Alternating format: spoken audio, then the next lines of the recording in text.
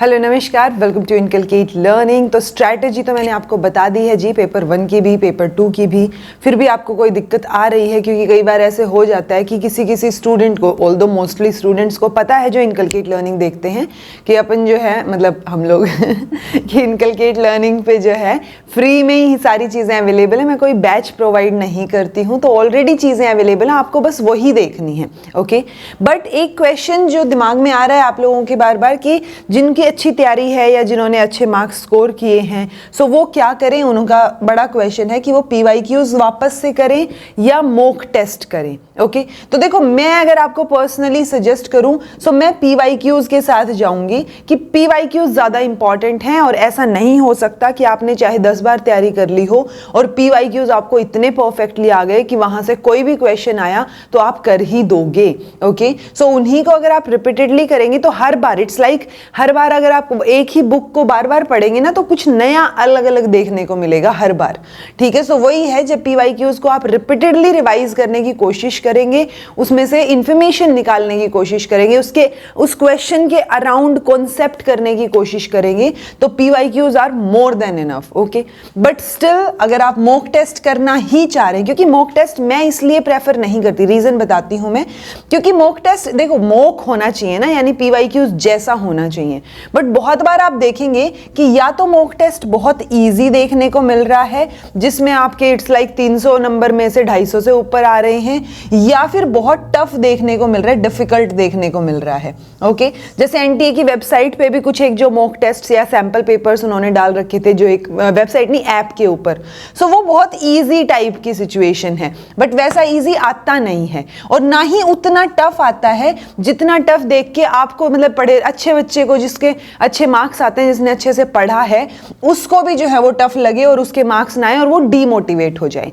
Okay, सो mock test की वजह से दो पॉसिबिलिटीज हैं, एक तो आप ओवर कॉन्फिडेंट हो सकते हैं, ठीक है, और दूसरा आप जो है डीमोटिवेट हो सकते हैं अगर आपके मार्क्स अच्छे उसके अंदर नहीं बन रहे हैं तो।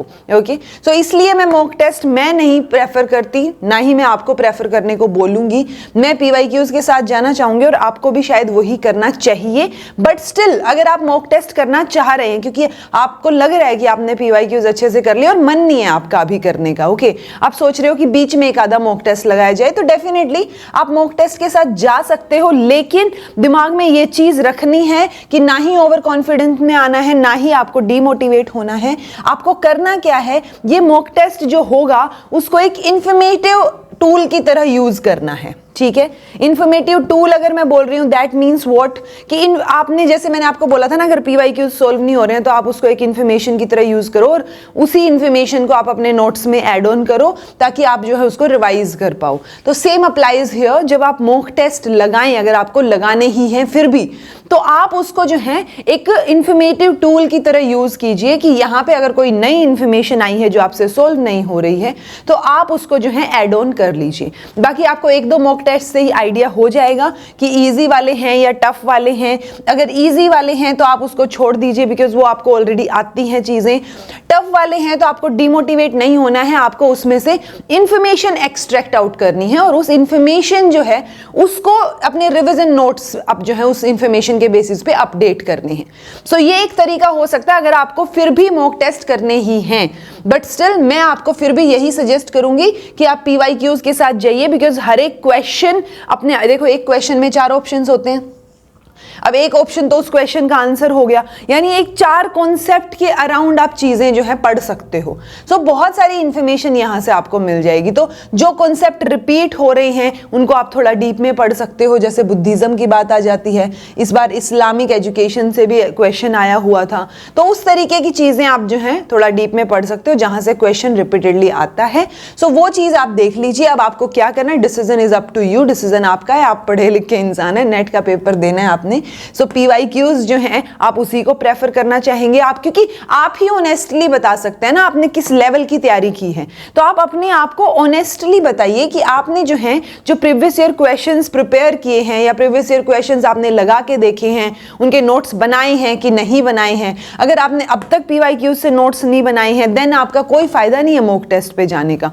ओके, फिर तो आप जो है पक्का इन दो में से एक सिचुएशन में फंस जाएंगे कि या तो आप ओवर कॉन्फिडेंस में आ जाएंगे, भाई अपने को वो तो सब आता है, ठीक है, या फिर आप जो है डिमोटिवेट हो जाएं कि यार कुछ आ ही नहीं रहा है, ये क्या हो रहा है, ठीक है। सो वो फिर आप वही कमेंट करेंगे कि मैम मॉक टेस्ट में इतने नंबर आ रहे हैं, सो वो चीज़ गड़बड़ हो जाएगी। सो इट्स बेटर कि आप PYQs के अराउंड खेलिए, और PYQs से ही रिविजन नोट्स अगर अभी तक भी नहीं बनाए हैं तो वो आपकी गलती है, प्लीज़ उसको मिस्टेक को सुधारिए और अपने PYQs से रिविजन नोट्स बना लीजिए ताकि आप उनको एंड मोमेंट पे रिवाइज कर सकें, बिकॉज एंड मोमेंट पे आप इतने सारे PYQs तो नहीं कर पाएंगे ना। और प्रीवियस ईयर क्वेश्चंस मैंने ऑलरेडी करवा रखे हैं पेपर 1 के भी और पेपर 2 एजुकेशन के भी, ठीक है जी। तो मैं उम्मीद कर रही हूँ आपको PYQs और मॉक टेस्ट में से अपना आंसर मिल गया होगा।